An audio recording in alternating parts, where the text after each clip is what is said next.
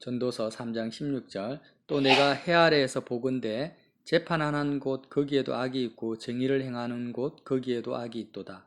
내가 내 마음속으로 이르기를 의인과 악인을 하나님이 심판하시리니 이는 모든 소망하는 일과 모든 행사에 때가 있음이라 하였으며 내가 내 마음속으로 이르기를 인생들의 일에 대하여 하나님이 그들을 시험하시리니 그들이 자기가 짐승과 다름이 없는 줄을 깨닫게 하려 하심이라 하였노라. 인생이 당하는 일을 짐승도 당하나니 그들이 당하는 일이 일반이라. 다 동일한 호흡이 있어서 짐승이 죽음같이 사람도 죽으니 사람이 짐승보다 뛰어남이 없음은 모든 것이 헛됨이로다. 다 흙으로 말미암았으므로 다 흙으로 돌아가나니 다 한 곳으로 가거니와 인생들의 혼은 위로 올라가고 짐승들의 혼은 아래 곧 땅으로 내려가는 줄을 누가 알랴. 그러므로 나는 사람이 자기 일에 즐거워하는 것보다 더 나은 것이 없음을 보았나니 이는 그것이 그의 몫이기 때문이라. 그의 뒤에 일어날 일이 무엇인지를 보게 하려고 그를 도로 데리고 올 자가 누구이랴. 아멘. 참 저는 요즘에 전도서를 묵상하면서 전도서를 한마디로 표현하라면 솔로몬의 십자가다라는 생각이 들어요. 우리가 십자가의 그 의미, 십자가의 그 기능과 효과를 이 전도서를 통해서 솔로몬의 입장에서 이해한다면 더 선명하게 십자가에서 주님과 함께 죽고 사는 것이 무엇인지를 아주 또 다른 측면을 볼 수 있다는 거죠. 솔로몬이 뭐라고 하냐면 해 아래에서 봅니다. 해 아래라는 말씀은 눈에 보이는 이 세상의 영역 안에서라는 거예요. 재판하는 곳에도 악이 있고 정의를 행하는 그곳에도 악이 있다고. 자, 솔로몬은 세상에서 가장 지혜로운 왕이고 온전한 지혜로운 공의로운 재판을 위해서 지혜를 구했는데 1000번제를 드린 왕입니다. 그러니까 솔로몬이 재판은 소문이 났죠. 와, 지혜로운 재판이고 공의로운 재판이다. 저런 왕이 지구상에 없다. 이렇게 사람들로부터 칭송을 받는 왕이 뭐라고 합니까? 재판하는 그곳에도 악이 있다. 정의를 행하는 그곳에도 악이 있다. 이 땅에서는 공의와 정의가 실현이 불가능하다라고 못을 박아버리는 거예요. 우리가 얼마나 지금 사람들이 어리석게 살고 있습니까? 실질적으로 사람의 생사화복을 주관할 수 있는 그 국가의 그 민족의 최고의 권력자이고 또 재판관인 솔로몬이 재판하는 그곳에도 악이 있다고 말하는데 우리는 계속해서 사람들은 이 땅에서 공의와 정의를 실현하려고 인간이 애쓰고 노력한다라는 거죠. 근데 솔로몬이 또 뭐라고 하냐면 내가 내 마음속으로 이르기를 의인과 악인을 하나님이 심판하신다라는 거예요. 자, 심판이라는 것은요. 악한 사람들은 어떻게 합니까? 여태까지 호의호식 하다가 자, 심판을 딱 받으면은 호의호식 하지 말고 이제는 슬퍼해라. 감옥에서 괴로울 때가 그 때를 바꿔버리는 거예요. 그런데 전도서 3장 1절에 보면은요. 미워할 때가 있고 죽을 때가 있고 슬퍼할 때가 있고 뭐 기쁠 때가 있고 모든 때가 있는데 이 때를 사람이 그 때를 정할 수도 없고 그 때를 바꿀 수도 없고 하나님이 그 때를 정하시고 하나님의 뜻에 의해서 모든 때가 아름답게 이어져 간다. 이런 말씀을 하세요. 그러니까 심판이라는 것은 공의와 정의를 행하는 심판이라는 것은 때를 바꾸는 거예요. 한마디로 말하면 때를 바꾸는 건데 사람은 그 때를 바꿀 수가 없다라고 이미 확정이 돼버린 거예요. 그러니까 사람은 심판을 할 능력이 없다라는 거예요. 솔로몬이 그걸 깨달았다라는 거예요. 내가 악한 사람을 딱 악을 들추어내가지고 너의 인생은 지금부터 기쁠 때가 아니고 슬플 때로 바꿔버리겠다라고 선언을 했을 때 정말 그 악인의 그 삶이 어떻게 돼야 됩니까? 슬픈 때, 괴로운 때로 바뀌어버려야 되는데 사람이 그렇게 할 수가 없는 거예요. 때를 바꿀 수가 없으니까 심판이 불가능하고 심판이 불가능하니까 재판하는 그곳에도 정의가 실현되지 않는다 이 말이에요. 솔로몬 깊은 마음의 그 내면을 우리가 들여다봐야 됩니다. 그래서 오직 심판은 누구만이 할 수 있다? 때를 주장하시는 하나님만이 하실 수 있다. 그리고 그 때는 심판의 때는 하나님께 있다라는 거예요. 자, 18절에 자, 이렇게 공의와 정의를 심판할 수 없는 인간의 그 나약함을 이야기하면서 18절에 뭐라고 하냐면 내가 내 마음속으로 이르기를 인생들의 일에 대하여 하나님이 그들을 시험하시리니 그들이 자기가 짐승과 다름이 없는 줄을 깨닫게 하여 하심이라. 자, 솔로몬이요. 전도서 1장, 2장, 3장을 통해서 자기가 자기 자신을 위해서 안 해본 일이 없습니다. 정말 인류 역사상 솔로몬같이 부유한 사람도 없고 놀라운 업적을 많은 권세를 누려본 사람이 없는데 솔로몬이 뭐라고 하냐면 나는 공중에 나는 새나 아니면은 저기 기어다니는 짐승들하고 나는 조금도 다름이 없다. 나는 짐승과 같은 존재라고 지금 고백하는 거예요. 놀라운 고백 아닙니까? 자, 하나님이 그들을 시험하시리니 이 시험이라는 이 말이요. 영어로는 purify, clean 이런 뜻이에요.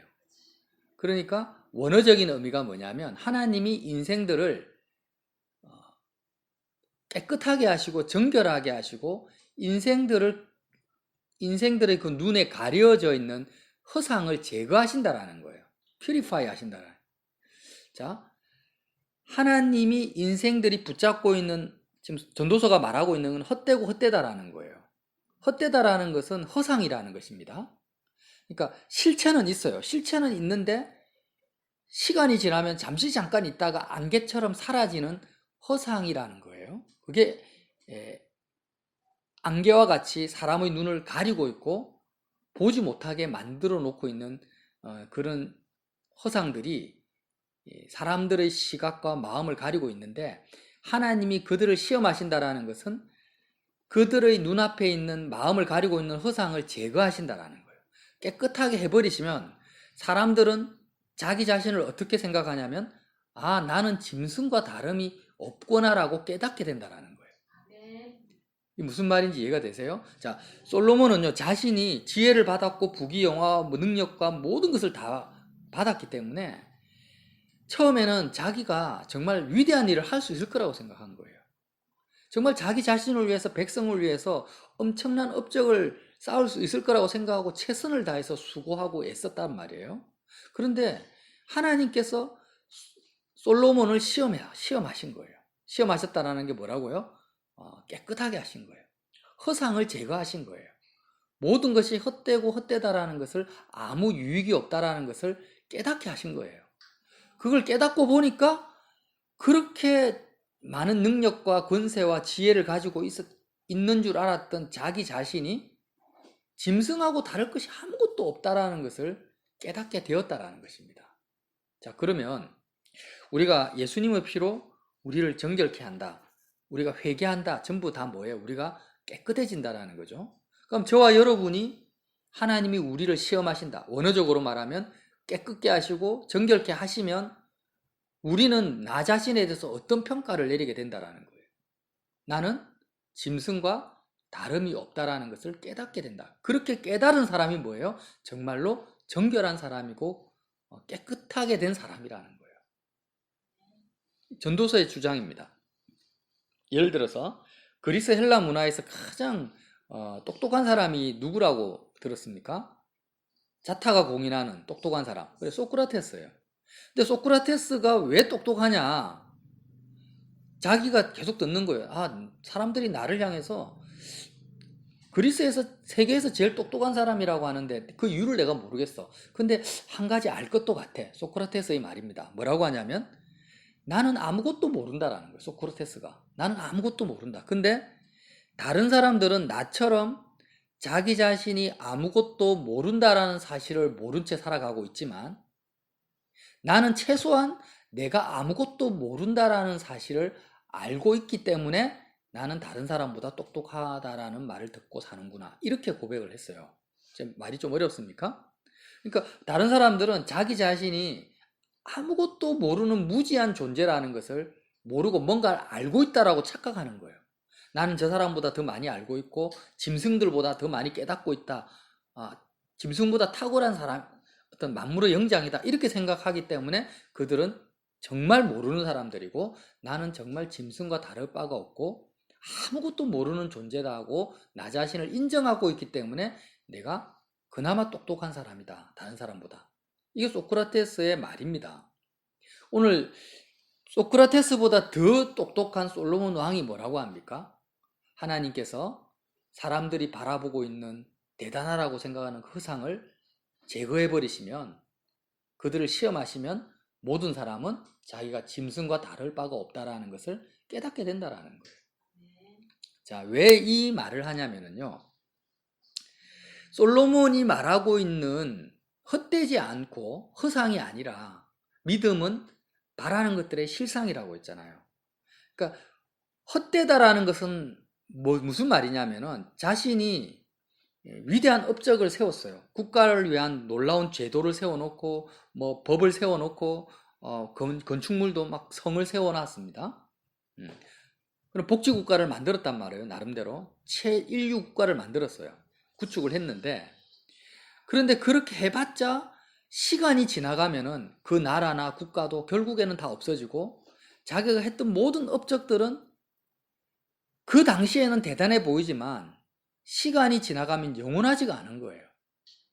언제 있었냐는 듯이 안개가 사라지듯이 싹 다 사라져 버릴 것이 깨달아지기 때문에 이 땅에서 인간이 이루어놓은 어떠한 업적도 전부 그림자와 같고 안개와 같다, 허상이다, 헛되다, 유익이 없다, 그 모든 수고가 아무 유익이 없구나 라는 것을 고백하는 거예요. 솔로몬 입장에서 헛되지 않고 유익한 것은 뭐냐면 영원해야 됩니다. 영원해야 돼.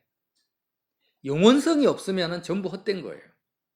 그런데 영원한 것이 없잖아요. 해 아래에 영원한 것이 없어요. 그래서 지혜자나 우매자나 부자나 가난한 자나 그들이 짐승과 다를 바가 없다라는. 그럼 정말 헛되지 않고 영원한 것은 뭐냐? 오직 영원하신 하나님 한 분밖에 없다라는. 여러분 믿습니까? 하나님만이 영원하십니다. 그리고 영원하신 하나님이 행하시는 그 일만이 영원하다라는 거예요. 자, 그 말을 22절에 기록하고 있습니다. 그러므로 나는 사람이 자기 일에 즐거워하는 것보다 더 나은 것이 없음을 보았다.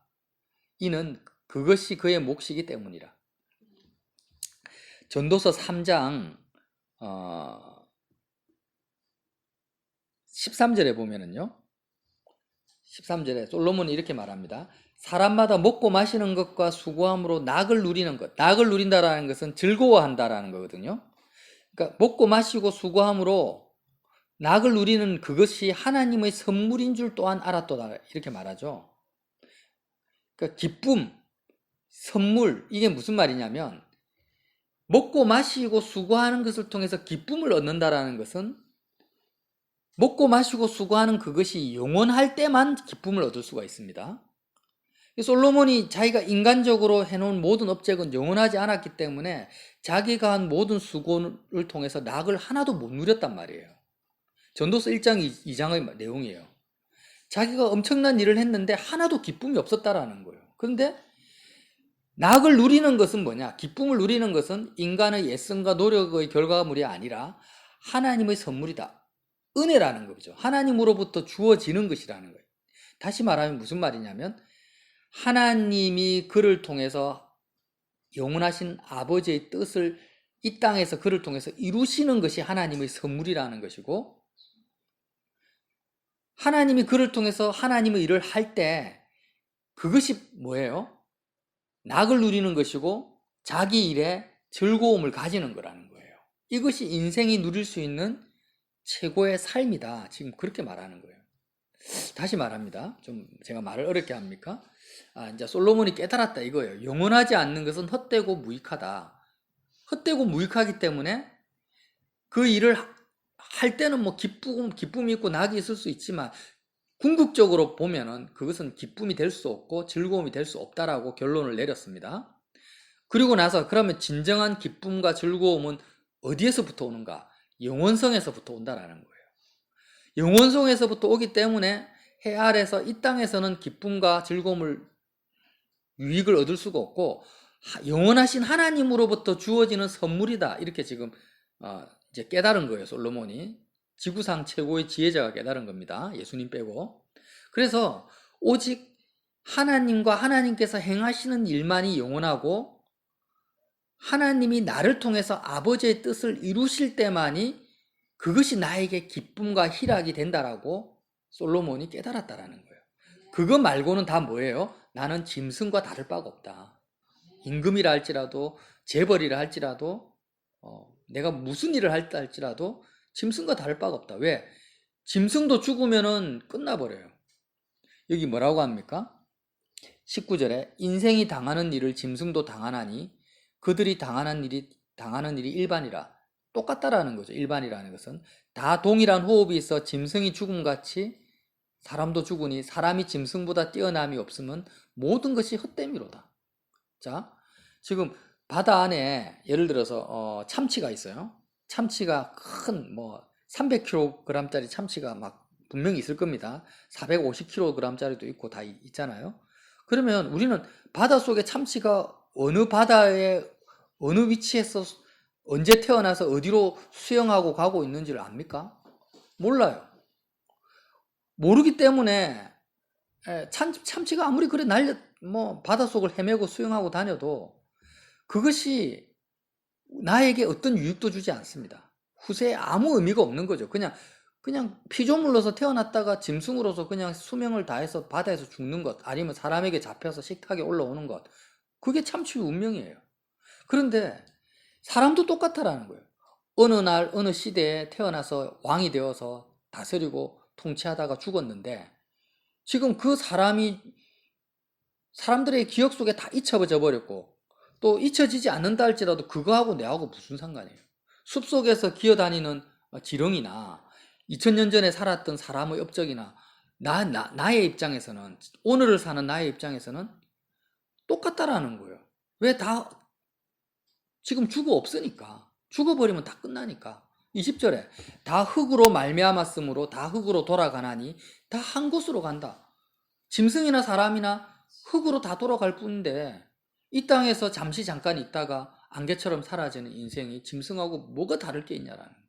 여러분, 지금 내가 이 땅에 존재하려면 분명히 어머니, 아버지, 할아버지, 증조, 고조, 할아버지, 조상들이 있습니다.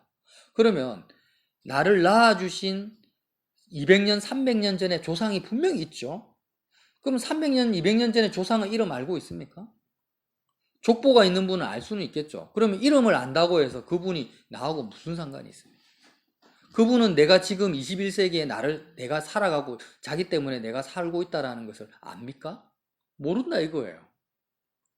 그래서 인생들의 혼은 위로 올라가고 짐승들의 혼은 아래 곧 땅으로 내려가는 줄 누가 알냐? 이 말이 무슨 말이냐면 짐승들이 죽고 나서나 사람들이 죽고 나서나 죽고 난 뒤에는 모른다 이 말이에요.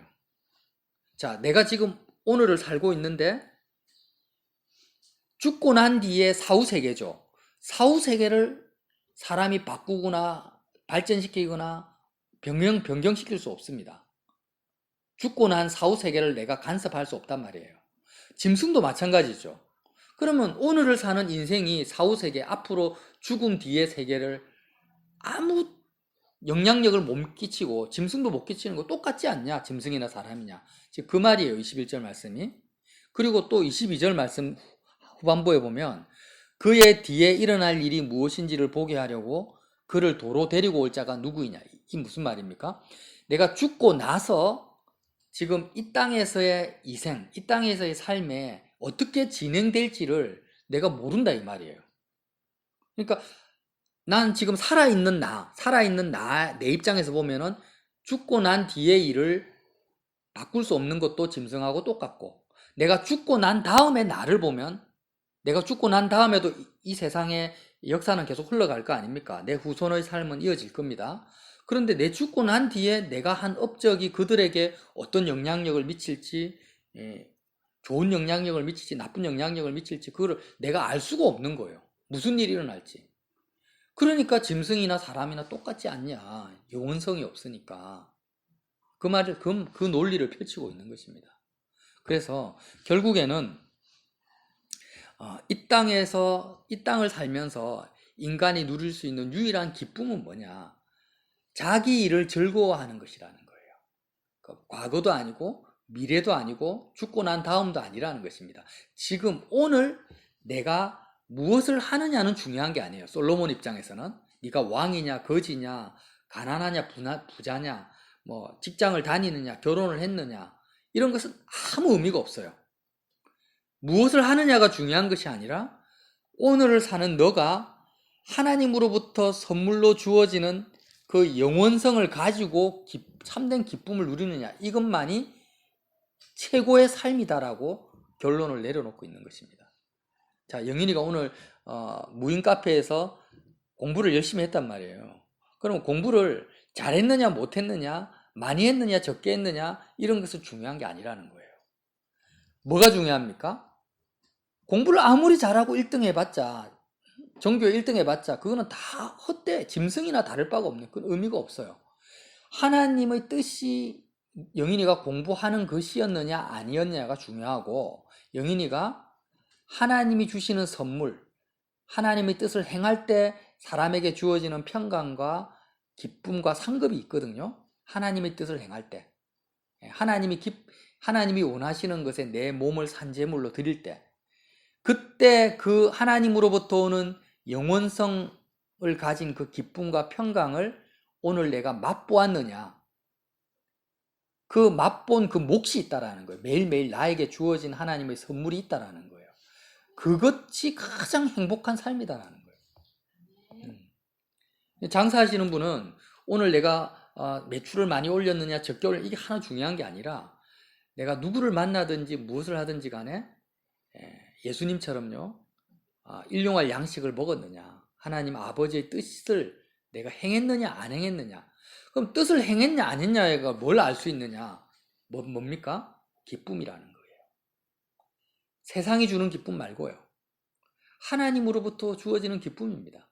예수님이 부활하고 나서 제자들에게 나타나셔서 두려워하지 마라 평안하라 하면서 숨을 내쉬면서 평강을 공급해 주셨잖아요. 하늘의 평강을.